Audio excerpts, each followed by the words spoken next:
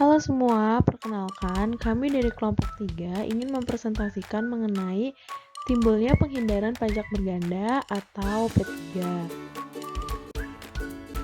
Pembahasan yang akan dibahas kali ini yaitu ada asas pemajakan terhadap penghasilan, ada timbulnya pajak berganda, adanya modal tax treaty, dan yang terakhir adanya pola tax treaty.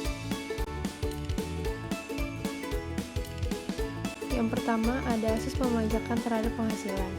Pajak internasional mengenal asas-asas tentang domisili country dan source country. Disebut domisili country apabila negara tempat tinggal wajib pajak menganut asas domisili yang mengenakan pajak penghasilan atas worldwide income atas dasar asas domisili. Kemudian, apabila wajib pajak melakukan transaksi dan memperoleh laba dari negara tempat tinggalnya atau biasa disebut dengan source country atau host country, kemudian dikenakan juga pajak penghasilan atas laba tersebut atas dasar asas domisili. Maka wajib pajak tersebut akan dikenakan pajak dua kali atau double taxation.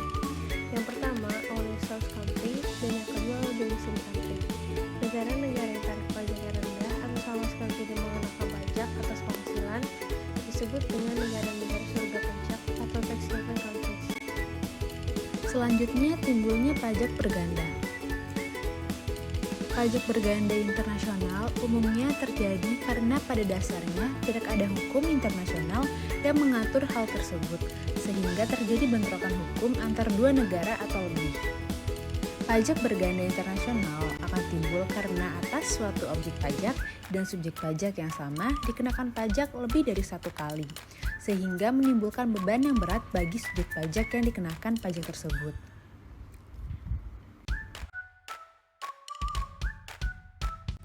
Profesor Rahmat Sumirto menjelaskan bahwa ada beberapa sebab terjadinya pajak berganda internasional, yaitu yang pertama, subjek pajak yang sama dikenakan pajak yang sama di beberapa negara yang dapat terjadi karena adanya domisili rangkap, kewarganegaraan rangkap, dan bentrokan asas domisili.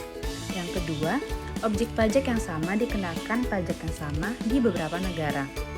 Dan yang ketiga, subjek pajak yang sama dikenakan pajak di negara tempat tinggal berdasarkan atas worldwide income, sedangkan di negara domisili dikenakan pajak berdasarkan asas sumber.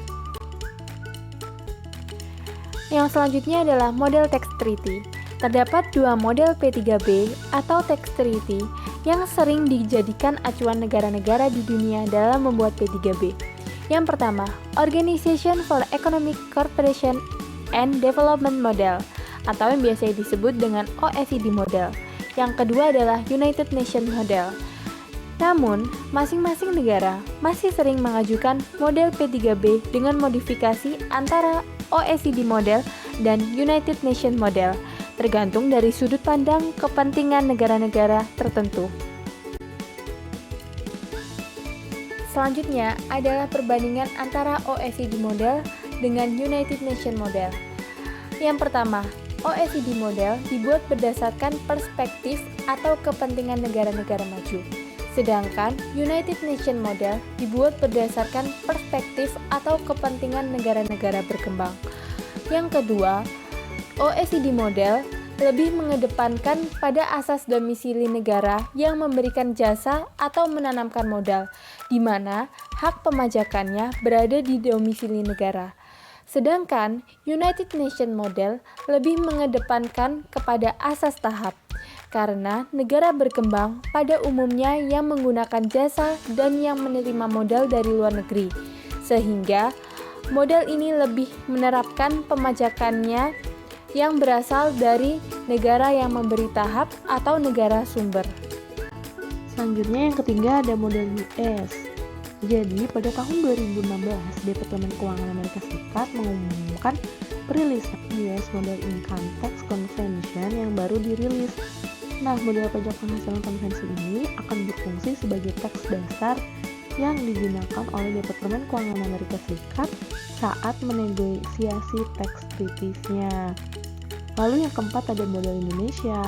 Model P3B yang dianut oleh Indonesia dikombinasikan oleh model UN dan prinsip-prinsip pokok yang terkandung dalam Undang-Undang Perpajakan Nasional. Nah, dari perpaduan tersebut, maka model Indonesia menjadikan dasar dalam perundingan P3D-nya.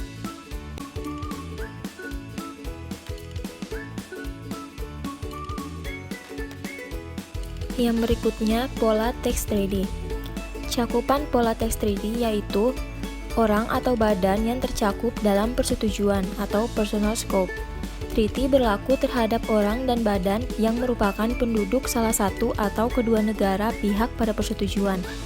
Istilah orang dan badan diatur dalam klausul lain, yaitu dalam klausul tentang general definition, meliputi orang pribadi, perseroan, dan setiap kumpulan lain dari orang atau badan yang diperlakukan sebagai badan hukum untuk tujuan perpajakan. Sedangkan istilah suatu negara pihak pada persetujuan meliputi dua negara secara bilateral yang melakukan perjanjian, misalnya antara Indonesia dan negara lainnya yang membuat tax treaty tersebut.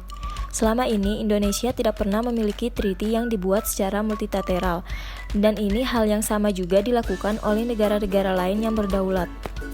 Yang kedua, pajak-pajak yang tercakup dalam persetujuan atau taxes covered.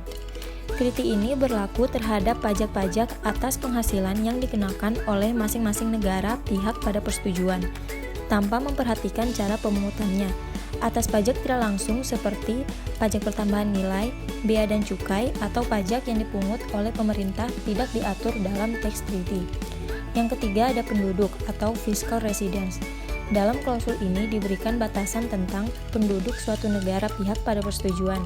Hal ini yang berkaitan dengan personal scope serta tiebreaker rule, yaitu ketentuan yang menentukan tidak berlakunya status residence atas suatu pihak dengan karakteristik tertentu.